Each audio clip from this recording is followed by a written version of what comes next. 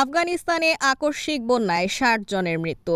আফগানিস্তানের উত্তরাঞ্চলে আকস্মিক বন্যায় কমপক্ষে ৬০ জন মারা গেছেন এবং ১০০ জনের বেশি মানুষ আহত হয়েছেন।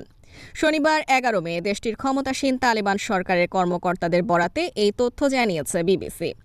বাগলান প্রদেশের ৫টি জেলায় ভারী বৃষ্টিপাত হয়েছে। বৃষ্টিপাতে কয়েক ডজন মানুষ নিখোঁজ রয়েছে। এছাড়া আরও ২টি ঝড়ের পূর্বাভাস দেওয়া হয়েছে, তাই মৃতের এই সংখ্যা আরও বাড়তে পারে। গত কয়েক সপ্তাহে আফগানিস্তানে অস্বাভাবিকভাবে ভারী বৃষ্টিপাত হয়েছে। গত এপ্রিলের মাঝামাঝি থেকে বন্যায় ১০০ জনেরও বেশি মানুষ মারা গেছেন। আফগান স্বরাষ্ট্র মন্ত্রণালয়ের মুখপাত্র আব্দুল মতিন কানি বিবিসিকে বলেছেন, যারা মারা গেছেন তারা বাগলান প্রদেশের বোরকা জেলার বাসিন্দা। ২ শতাধিক মানুষ বন্যায় পানিবন্দী হয়ে পড়েছেন।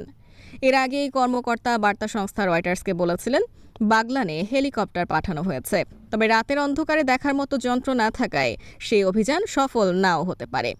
বাগলান আফগান রাজধানী কাবুলের সরাসরি উত্তরে অবস্থিত।